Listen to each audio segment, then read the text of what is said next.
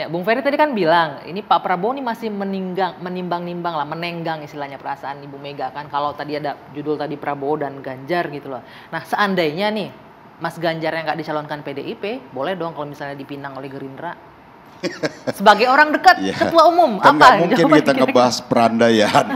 Yang jelas begini, kalau kita lihat Pak Prabowo kan beliau ketua umum partai. Beliau memahami betul bagaimana susahnya berpartai, bagaimana membangun partai, bagaimana menciptakan kader, membangun semangat dan elan juang dalam kepartaian tadi. Nah maka apa yang disampaikan Pak Prabowo umpama, ya kalaupun dengan kader partai lain, ya harus dikomunikasikan dengan ketua umumnya, kira-kira kan gitu ya. Yeah. Nah itulah memang berpartai, karena memang tugas partai politik itu adalah salah satunya kaderisasi. Nah maka ketika dalam konteks pencalonan ini pun ya memang harusnya kedaulatannya ada partai, sehingga kemudian partai memajukan calon-calon atau kader-kader terbaiknya. Seperti itu. Oke, Mas Adi, saya minta lagi nih, saya penting pendapat dari pengamat. Mungkin nggak tuh kalau Prabowo Ganjar gitu? Gimana potensinya? Ya sangat mungkin. Potensinya kita bicara potensi gimana? Kalau bicara potensi sangat mungkin. Cuman kan pertanyaannya adalah atas dasar apa portofolio politik yang kemudian untuk memungkinkan antara Prabowo Subianto dengan Ganjar. Pakai menggunakan dua variabel itu nggak make sense. Satu dari segi kepartaian tentu PDIP jauh lebih tinggi elektabilitasnya ketimbang Gerindra. Dari segi popularitas dan elektabilitas tentu Ganjar di atas Prabowo Subianto. Dua hal itu saja udah nggak make sense. Tapi sekali lagi hal-hal yang saya sebut dua variabel penting ini menjadi nggak make sense kalau sudah elit-elit politik yang berfatwa. Nah, kun fayakun. Negara ini kan diatur dan dikendalikan oleh elit-elit partai, mau Prabowo ataupun Ganjar Pranowo ataupun Pak Harani.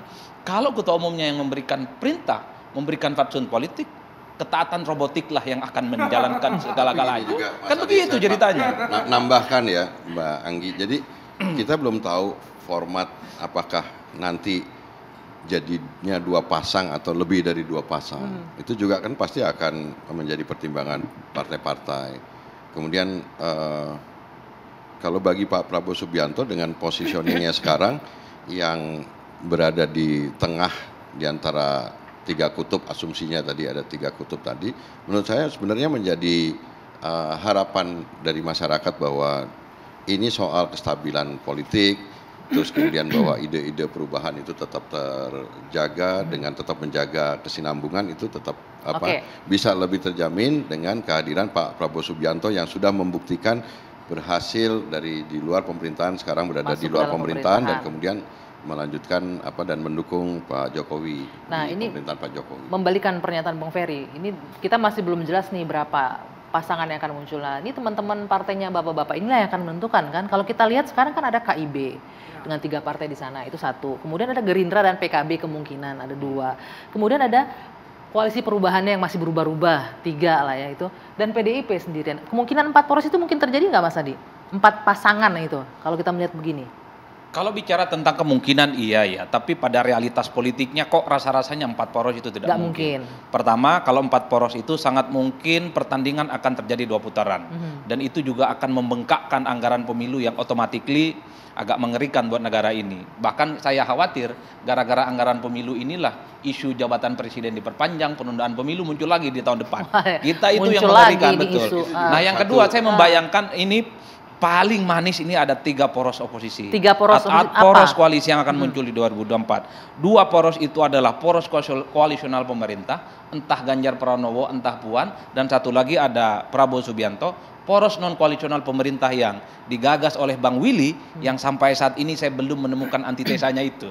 Nah, paling mungkin itu hitungan-hitungan manis yang sebenarnya ingin dilihat betul oleh publik. Pertama untuk menghindari polarisasi, yang kedua minimal diskursus dan tawaran ide-ide daripada kandidat yang 3 orang itu akan memunculkan satu vitamin politik yang membuat masyarakat kita akan semakin cerdas. Supaya pertandingan itu orangnya tidak itu saja, kan butuh figur-figur lain yang membawa satu narasi-narasi besar yang diharapkan bisa memberikan satu perubahan, sesuatu yang berbanding balik dengan apa yang sudah dilakukan oleh Jokowi. Nah kalau dari pemainnya sendiri bagaimana nih Bang Sinton, Bang Ferry, Bang Willy? 2024 kita bersepakat untuk tetap menjadwalkan pemilu pilpres dan pemilu legislatif. Tetap ada ya. 2024 ganti presiden jadwal. Kemudian yang kedua, kita meninggalkan isu politik identitas, kita tetap mengedepankan kebersamaan meskipun suasana kompetisinya tinggi, tapi kita tetap harus menjaga kebersamaan. Jadi suasananya lebih rileks dibanding 2019 karena banyak sekali problematika yang muncul di masyarakat soal ekonomi, soal beban hidup dan lain sebagainya. Kadang-kadang membuat kita jadi tidak berempati terhadap masyarakat karena kita sibuk bicara tentang pemilu. Padahal sebenarnya pemilu itu adalah jalan untuk kemudian kita menyelesaikan masalah-masalah di masyarakat. Jadi kita sekali lagi lawan itu anasir-anasir yang punya pikiran untuk mau memperpanjang dan lain sebagainya. Dan kita minta masyarakat juga bersabar karena bukan Januari, bukan Februari, bisa jadi nanti April, Mei nanti baru kita bisa melihat partai dan gabungan partai koalisinya dan capres dan cawapresnya. Deklarasi capresnya. Iya. Oke, kita kan juga belajar dari pemilu yang sebelumnya 2019 yang menyisakan polarisasi yang luar biasa ya. PDIP sih yang belakangan biasanya. Gimana tuh Bang Willy untuk ini nggak terjadi lagi nih, dan itu tanggung jawabnya dari teman-teman lah ya, teman-teman politisi dan partainya gitu loh. Pertama, pilihan politik kami Nasdem itu bukan asal beda. Itu yang perlu juga Mas Adi garis bawahi. Ini bukan like and dislike. Itu yang harus kita lihat. Jadi tentu pilihan itu lahir sebagai sebuah representasi kebutuhan objektif atas dasar bacaan-bacaan untuk tantangan masa depan. Itu yang pertama. Yang kedua adalah kita tentu harus belajar sebagai sebuah bangsa. Perbedaan itu sebuah keniscayaan. Kita berbineka tunggal ika ya. Polarisasi itu hal yang natif. Partai dibangun untuk kemudian menjadi kanal dari polarisasi itu.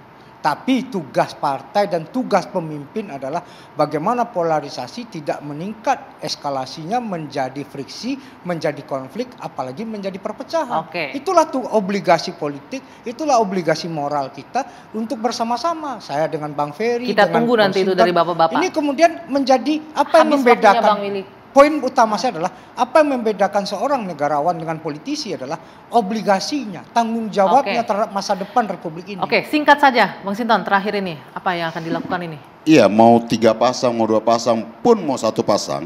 Ini bagaimana kita menghadirkan pemilu 2024 ini sebagai sebuah kontestasi yang memang benar-benar programatik, demokrasi yang kita jalankan dengan sukacita dan gembira. Tidak mempertajam ya keterbelahan di masyarakat. Nah, menurut saya komitmen kebangsaan itu yang harus kita kedepankan. Itu kita tunggu dari politik semua maupun seluruh politisi dan partai ya. Baik. Figur-figur. Bersukacita namanya juga pesta, bergembira ya. Jangan sampai gontok-gontokan akhirnya. Baik, terima kasih Bapak-bapak sudah hadir. Kita juga mengucapkan selamat menyambut tahun baru untuk pemirsa di rumah. Buat Bapak-bapak juga selamat menyambut tahun baru dan selamat berakhir pekan, berliburan maksudnya, dan juga sampai ketemu tahun depan. Sampai jumpa.